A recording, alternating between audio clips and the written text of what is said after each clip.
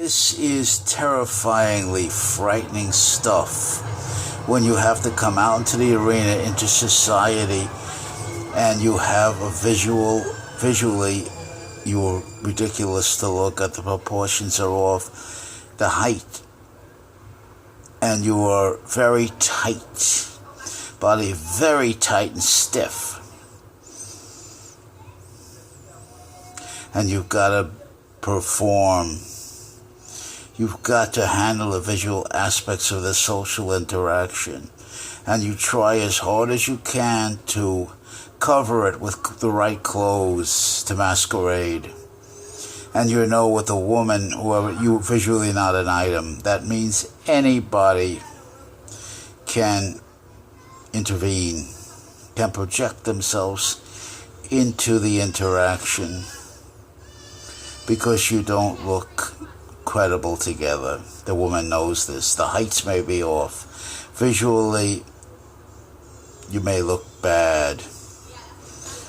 And it goes on and on. The old saying is the woman likes to be proud of the man she's with. There's the problem.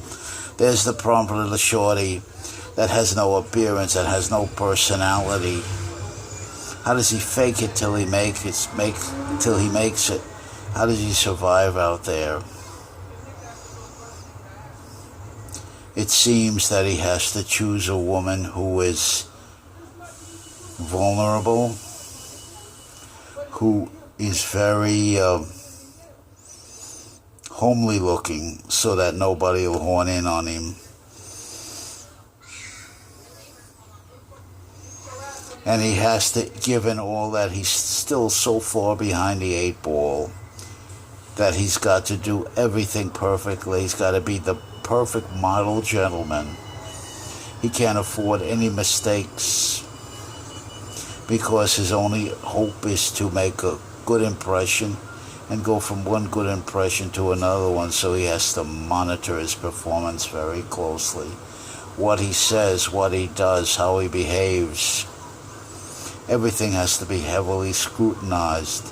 That means he can't make a move socially until he's done a complete self-assessment and can handle the consequences of that move, can anticipate, projectively anticipate.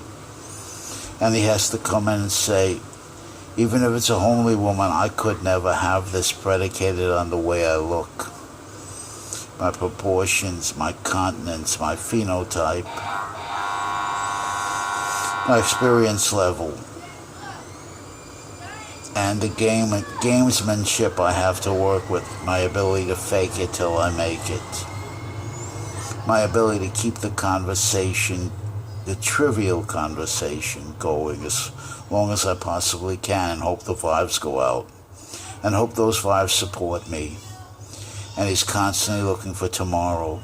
He's looking for a promissory note on tomorrow. Today, he can't do anything. Can he get a repeat tomorrow or another day? Or does it end right here and now because of the way he looks, because of the way he behaves?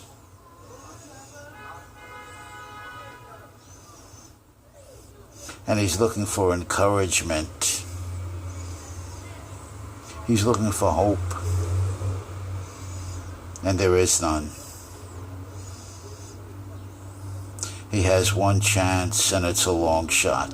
He's got to be a perfect model gentleman. He's got to come as a petitioner, a supplicant, a beggar. He's got to put his mind in the mind of the woman, constantly thinking it from her point of view. He's got to be very cautious and conservative in his behavior. He's got to dress to masquerade, to hide out all his physical defects.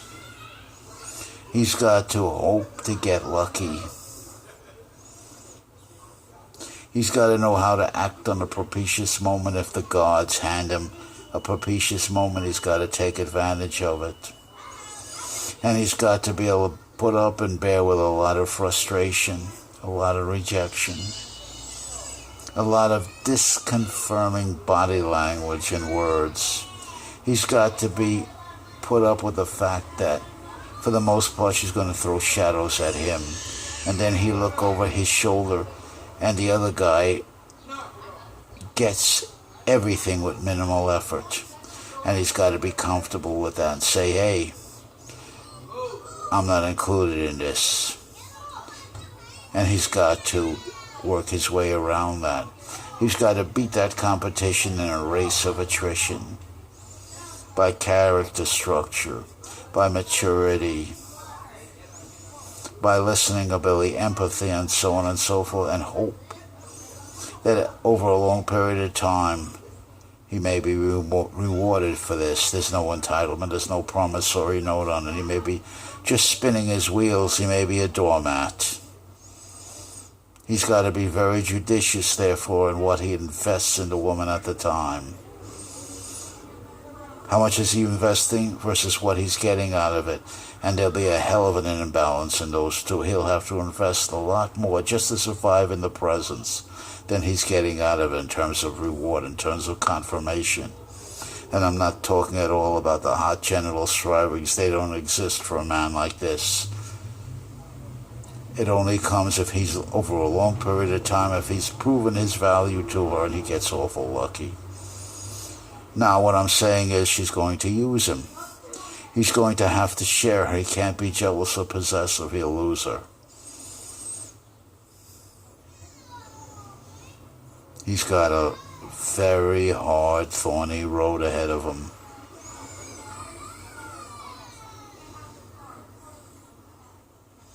And he has to have strategies for everything.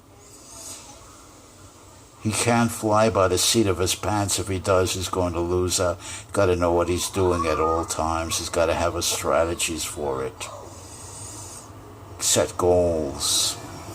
Come up with the right expectancies and always never permit himself to become addicted to the presence or a victim of his emotions. He's got to stay in control of both his emotions and the interaction continuously. He's got to be prepared to deliver a running commentary in his own mind of what he's got to listen to himself. He's got to see himself. He's got to chew gum, talk, and walk at the same time to be able to survive in the presence. And to try very, very slowly to go from one good impression to another one, and hope that with time, a long period of time, maybe he may win her to his side, and maybe over a long period of time, he may get some sexual gratification. No guarantees, no entitlements, and he knows it's a long shot. Any questions?